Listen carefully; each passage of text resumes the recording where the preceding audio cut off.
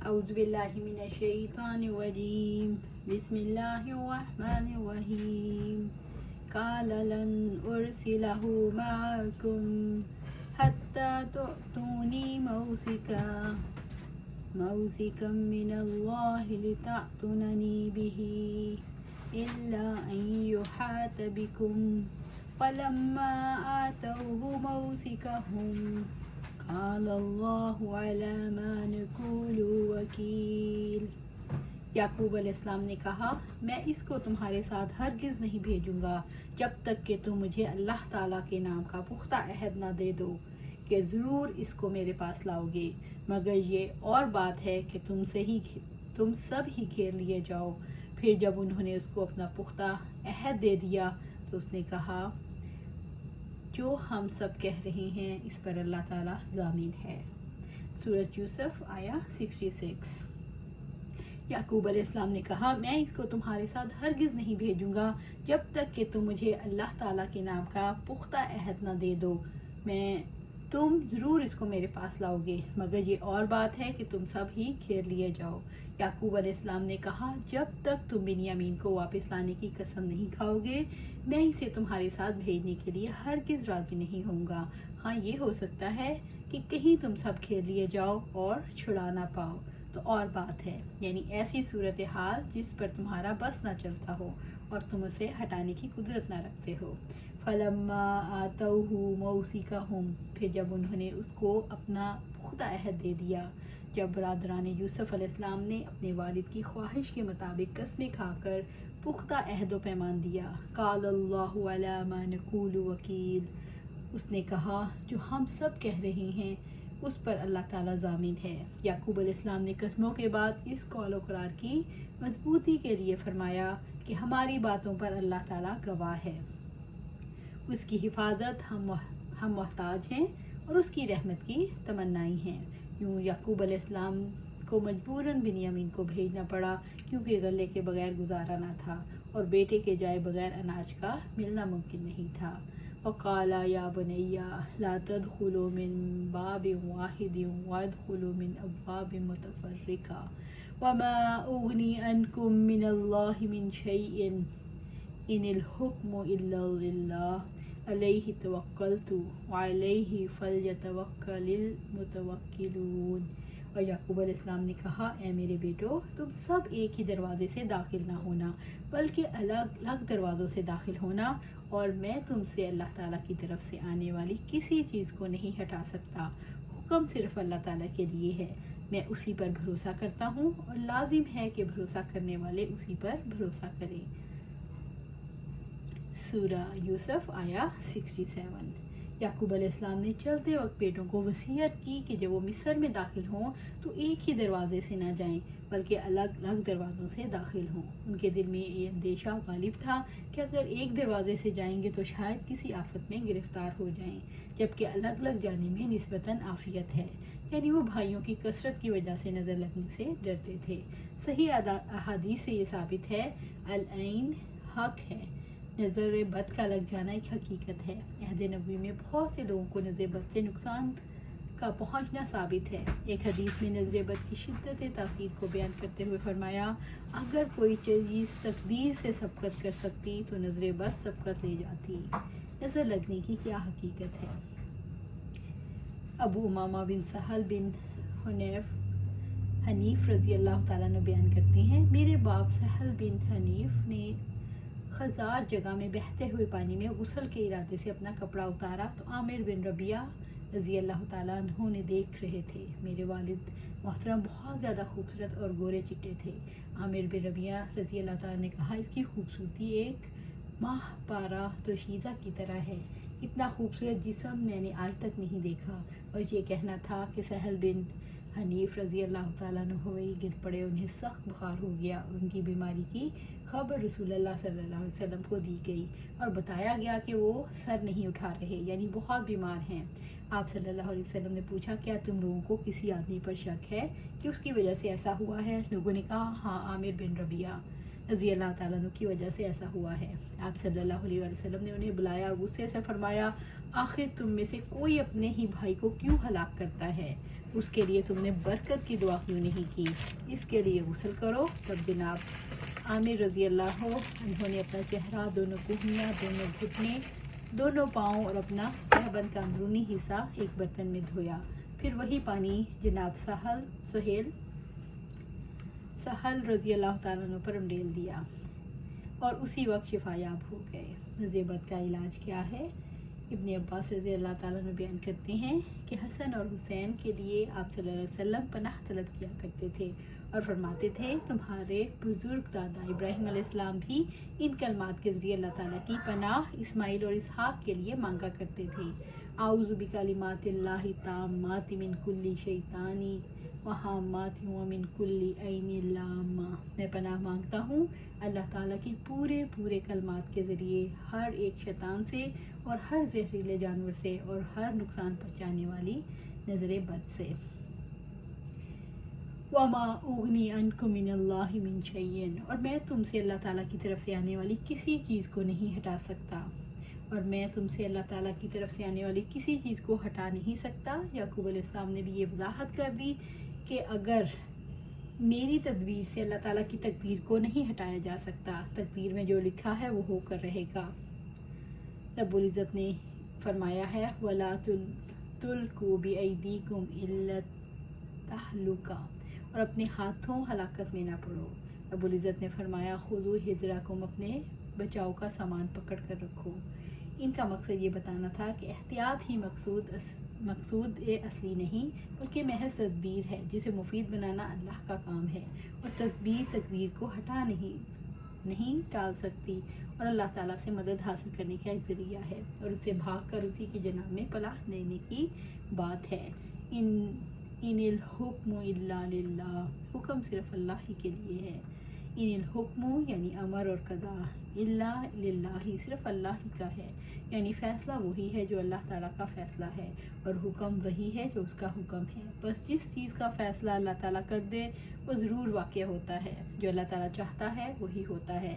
کائنات میں اسی کا حکم چلتا ہے، اللہ تعالیٰ کی چاہت پوری ہو کر رہتی ہے۔ علیہ توکلت، میں اسی پر بھروسہ کرتا ہوں۔ یعقوب علیہ السلام نے اپنے بیٹوں کو وصیت کرتے ہوئے فرمایا دیکھو میں نے تمہیں جن اسباب کو اختیار کرنے کی وصیت کی میں ان پر اعتماد نہیں کرتا، میں تو اللہ تعالیٰ پر توکل کرتا ہوں، یعنی میں تو اپنے معاملات اسی کے سپرد کرتا ہوں۔ وعلیہ فلیتوکل المتوکلون، اور لازم ہے کہ بھروسہ کرنے والے اسی پر بھروسہ کریں۔ توکل کرنے والوں کو اپنے تمام معاملات اللہ کے سپرد کرنے چاہیے، کیونکہ اللہ تعالیٰ کافی ہے، اسی کے سوا کوئی کفایت کرنے والا نہیں۔ وَلَمَّا دَخَلُوا مِنْ حَيْثُ أَمَرَهُمْ أَبُوهُمْ مَا كَانَ يُغْنِي عَنْهُمْ مِنَ اللَّهِ مِنْ شَيْءٍ إِلَّا حَاجَةً فِي نَفْسِ يَعْقُوبَ قَضَاهَا وَإِنَّهُ لَذُو عِلْمٍ لِمَا عَلَّمْنَاهُ وَلَكِنَّ أَكْثَرَ النَّاسِ لَا يَعْلَمُونَ۔ اور جب وہ داخل ہوئے جہاں سے ان کے باپ نے ان کو ہدایت کی تھی، وہ اللہ تعالیٰ کی طرف سے آنے والی کوئی چیز ان سے ہٹا نہیں سکتا تھا، یعنی یعقوب علیہ السلام، مگر یعقوب کے دل میں ایک تمنا تھی جس کو اس نے پورا کیا، اور بلا شبہ وہ یقیناً صاحب علم تھا، اس لیے ہم نے اسے سکھایا تھا، لیکن اکثر لوگ نہیں جانتے۔ وَلَمَّا، اور جب برادران یوسف وہاں سے روانہ ہو گئے، دَخَلُوا مِنْ حَيْثُ أَمَرَهُمْ أَبُوهُمْ، وہ داخل ہوئے جہاں سے ان کے باپ نے ان کو ہدایت کی تھی، تو سب بھائی اپنے والد یعقوب علیہ السلام کی وصیت کے مطابق کئی دروازوں سے داخل ہونے کے لیے الگ ہو گئے۔ مَا كَانَ يُغْنِي عَنْهُمْ مِنَ اللَّهِ مِنْ شَيْءٍ، اور اللہ تعالیٰ کی طرف سے آنے والی کوئی چیز ان سے ہٹا نہیں سکتا تھا۔ یعقوب علیہ السلام کی تدبیر سے تقدیر ٹل نہیں سکی، وہ تدبیر جو آفت سے بچنے کے لیے انہوں نے اپنے بیٹوں کے لیے اختیار کی، إِلَّا حَاجَةً فِي نَفْسِ يَعْقُوبَ قَضَاهَا، مگر یعقوب کے دل میں ایک تمنا تھی جس کو اس نے پورا کیا، یعنی وہ خواہش تو اولاد کی محبت کے باعث تھی جس کی وجہ سے انہیں اطمینان ہو گیا، بس ان کے دل میں ایک خیال تھا جسے انہوں نے پورا کر لیا۔ رب العزت نے یعقوب علیہ السلام کی علم کی تعریف فرمائی، وَإِنَّهُ لَذُو عِلْمٍ، اور بلا شبہ یقیناً صاحب علم تھے، وہ عظیم علم کے مالک تھے، لما علمناہ، اس لیے کہ ہم نے اسے سکھایا تھا، یعنی انہوں نے اپنی قوت اور اختیار سے اس کا ادراک نہیں کیا، بلکہ اس کے پیچھے اللہ تعالیٰ کا فضل و کرم اور اس کا عطا کردہ علم کار فرما تھا۔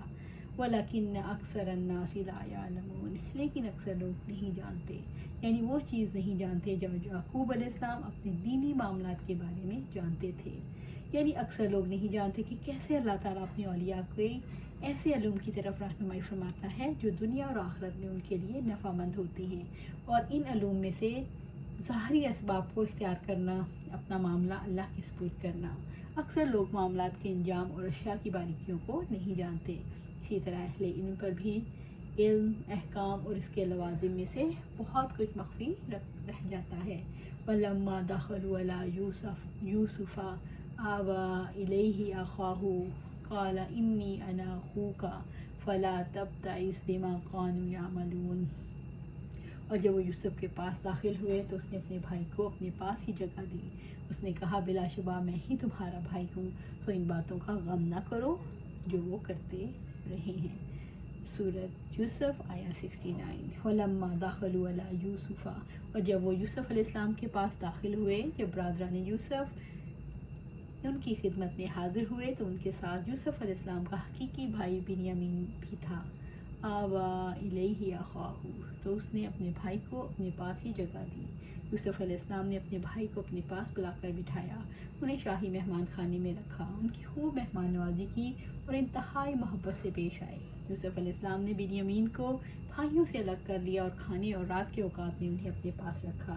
یوسف علیہ السلام نے ہر کمرے میں سونے کے لیے 2 افراد کو رکھا، اور وہ 11 بھائی تھے۔ بنیامین بچ گئے تو یوسف علیہ السلام نے فرمایا یہ میرا ساتھ سوئے گا۔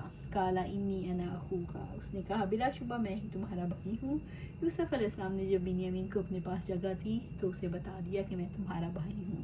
ولا تبتئس بما كانوا يعملون، سو ان باتوں کا غم نہ کرو جو کرتے رہے ہیں۔ بھائیوں نے آپ کے ساتھ جو کچھ بھی کیا اس پر غم نہ کر، ان کی باتوں سے دل برا نہ کرنا، یعنی غمزدہ نہ ہو، کیونکہ ہماری عاقبت اچھی ہے۔ پھر انہوں نے بنیامین کو اپنے اس منصوبے اور ہیلے سے آگاہ کیا جس کے مطابق یوسف علیہ السلام بنیامین کو اپنے پاس رکھنا چاہتے تھے جب تک کہ معاملہ اپنے انجام کو نہیں پہنچ جاتا۔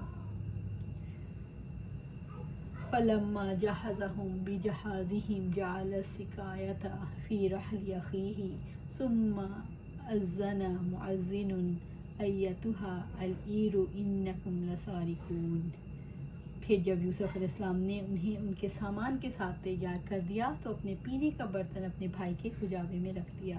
پھر اعلان کرنے والے نے اعلان کیا اے قافلے والو، بلا شبہ یقیناً تم لوگ چور ہو۔ سورہ یوسف آیا 70۔ فَلَمَّا جَهَّزَهُم بِجَهَازِهِمْ، پھر جب یوسف علیہ السلام نے انہیں ان کے سامان کے ساتھ تیار کر دیا، یوسف علیہ السلام نے جب بھائیوں کو رخصت کرنے کا ارادہ کیا تو ہر ایک کے اونٹ پر غلہ لدوا دیا، ان میں بنیامین بھی تھا۔